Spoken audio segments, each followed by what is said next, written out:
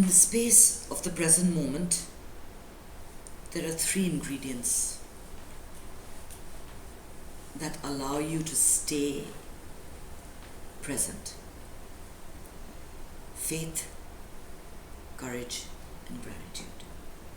Faith, courage, gratitude. You need these three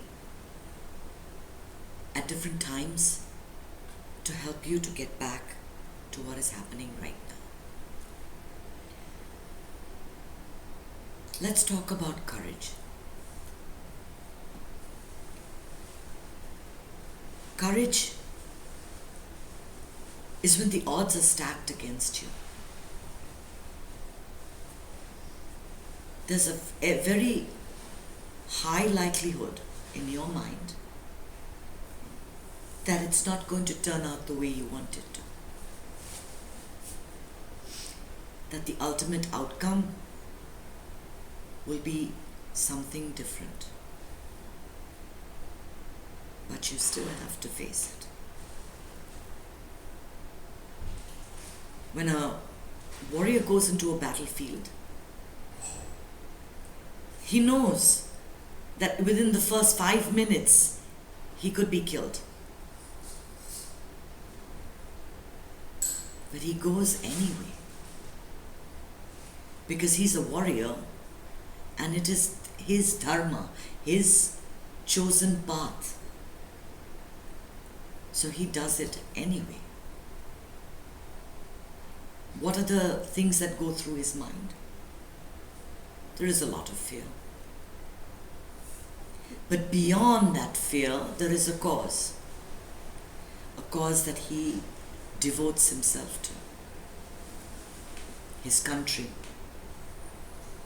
freedom from oppression. And so he plods on. During the Civil War, the deaths were unbelievable on both sides. But they believed so firmly in their cause that they were willing to die for it. One wanted freedom, one wanted the southern way and slavery, and they both believed that it was worth dying for. And this country is still paying the karmic debt from that war.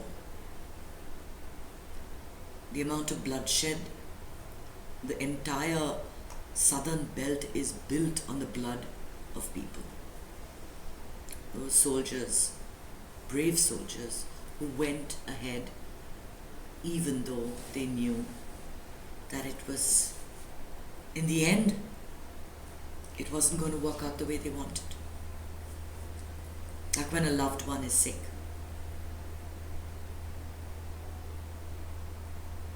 And you want more than anything for that person to live. But you know that you have to put on this brave face, because that's what's going to get you through the moment.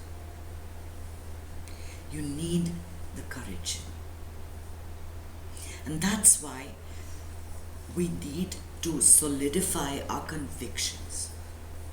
What do you believe in? If you don't have courage, you will go down one path, halfway through you'll go down another path, then you'll go down another path, and you'll find your way back where you started. You will be wafted and moved by whatever force is more powerful than you. Because they have the courage and are able to sway you.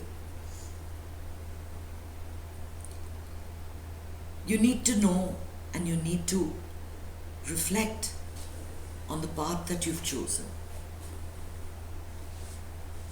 And we all are going to have problems on this path. No path is without blocks, roadblocks. There are roadblocks every 100 feet. You have to think of your ultimate destination and consider whether it is worth the trouble that you're taking. At certain points, It's only courage that will pull you through. At other points, things might be so difficult that you might decide to take another path. And that's okay, that also requires an act of courage. When you take a job situation, you're working as IT design for say 20 years. You have a boss that really troubles you. And you want that boss's job and you know you're not going to get it. Deep within you, you've always had this business idea of starting something else, say a printing press. And one day you just drop that, a secure job which brings you the money, and you take this new path. And that requires a lot of courage. Because more than anything, whether anyone else believes in you or not, you have to believe in yourself. Every moment is a moment where you actually express your courage, because you take action in this world with courage. No matter what, I'm going to see this through. No matter what, I have 2 people meditating with me or 4 people meditating with me, I'm going to treat it as if it's a room full of 100 people. It's very discouraging when you put in such a lot of effort and you walk into a room and there's 2 people. But those 2 people are just as valuable as the other 98 that were supposed to come, that you wanted. And you still do it because your job is to spread the word and to give the peace. That's your belief. You have courage. This moment will pass. These 2 will tell 2 others, and they will tell 2 others, and soon enough you'll have your 98. Sometimes you can't see the end result, right? It's somewhere there. Don't get too feverish about that result. Focus on process. Process takes you everywhere. You have a goal in mind. I want 500 people to benefit from my meditation this year. It's a huge number. I've reached 100 between all the groups that I've taught. I still have 400 more to reach. That doesn't mean I'm going to give that up. It's somewhere there at the back of my mind. But I teach the people that believe in me with all the faith and the integrity that I have. I focus on the process. You do it with the best of intention, and the abundance spreads. You want for people to benefit from it, and the abundance spread. Think of your goals. If your goals are very selfish, like you want self-improvement, you want to gain for yourself, those paths always become a little bit harder, because the universe doesn't align with universal energy.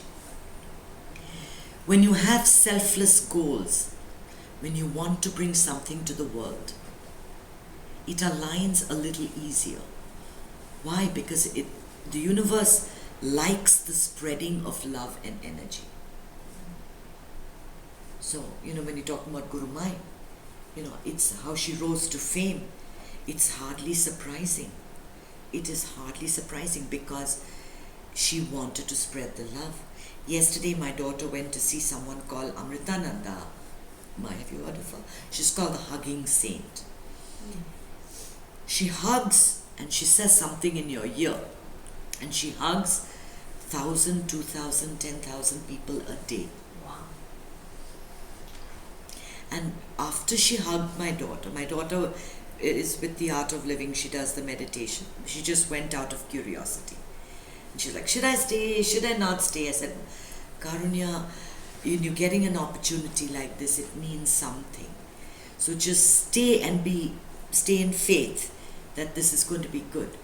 She says she hugged me and she said something to me in Malayalam, and then the attendant said, sit down. And I said, I'm not going to sit down, I'm just going to go and get something to eat. And she said she started to walk out of there and her knees started shaking. And her hands started trembling and she had to sit down. She says for 10 minutes, my whole body was trembling. There are people, she doesn't speak a word of English. She speaks only Malayalam. And all the attendees there, the people that were volunteering, were white. How they understood what she said, I have no idea. But the goodness, it just emanates from people like that. And when you put yourself in front of people with good energy, your path becomes clear. When you connect to your source, your path becomes clear. What happens in the present moment is that besides courage, you need two other very essential ingredients. And I cannot talk about courage without talking about the other two. Faith is the biggest one. You have to have faith that the path you have chosen is the correct one. Without faith, if you keep doubting yourself, there's no point having any courage. Because if you doubt yourself, you're not going to take even 2 steps forward. And gratitude that you've been brought to this step in your life where you can actually begin to take the next step forward.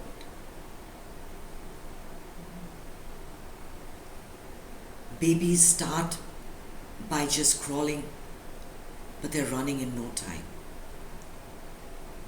Everything is it is all a learning process. If you understand that whatever you're facing is not anything negative, it becomes easier. Why? Because the divine doesn't have anything negative.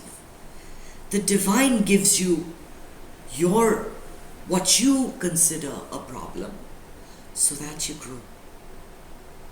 You've been stagnating all these years.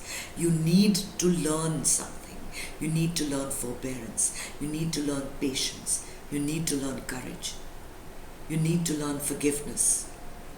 And that's why something is put in front of you. Once you learn it and you grow, you look back on that problem as a blessing. So there are only blessings and blessed moments in your life. Nothing is bad. Nothing cannot be overcome. You are never given anything that you don't have the tools to handle. There is nothing new to be learned. There is nothing new to be got. Whatever you need to tackle your problem is there right within you. You just don't know you have it. And that problem is given to you, so you tap in to your resource and use it. You can do it. If you couldn't do it, it would never have been given to you. Nobody is given a problem that is too big. The ones that take the easy way out, the ones that think that committing suicide is better than facing the problems, are going to be born right back again in that same spot.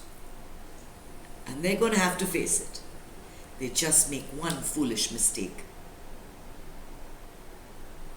but they're back again. So like a warrior, you need to face your problems head on. You need to embrace the storm. The storm is there. It's there for a while, and then it'll go. You go with your armor, your raincoat and your hat and your boots well prepared, your meditation, your yoga, your wisdom, your knowledge, and you embrace the storm, because once the storm lifts, there's going to be bluer and more beautiful skies than you ever imagined. Dark skies are there, but they go.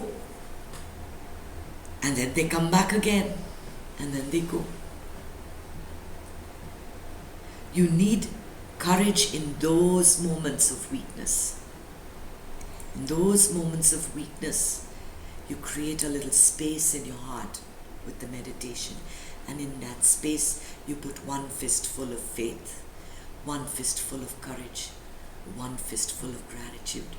And you declare before everybody else that happiness is my birthright. I will be happy no matter what.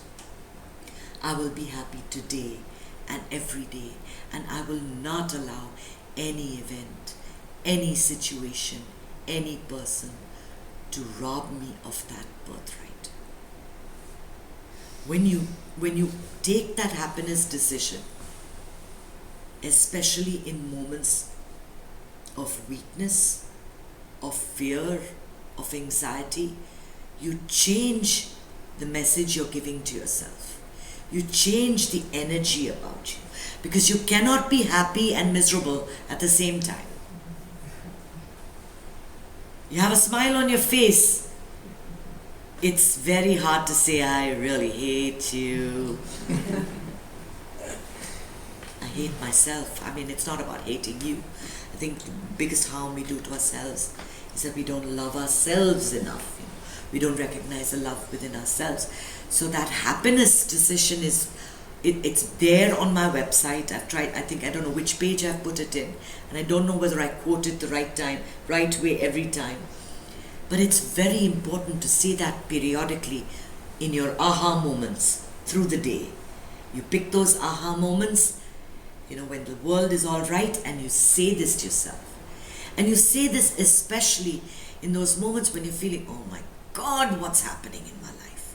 You switch the way your mind is working. How do you switch it? You say you're going to be happy. You say it out loud. The vibrations enter you. And then you get that spurt of courage. And you plod through. And pretty soon it's all going to be okay.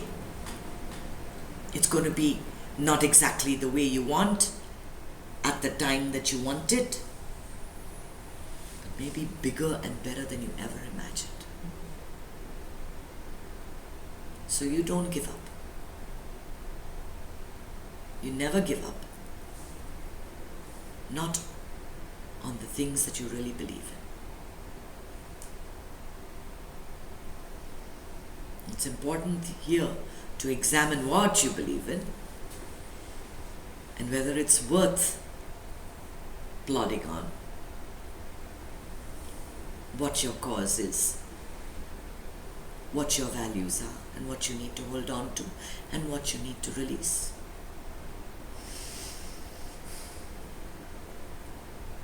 And when you connect with your source, when you center yourself, the solutions magically emerge.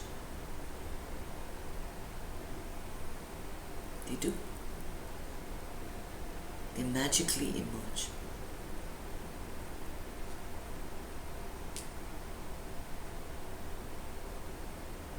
I have faith, I have courage, I have gratitude. Faith, courage, gratitude. Om Namah Shivaya.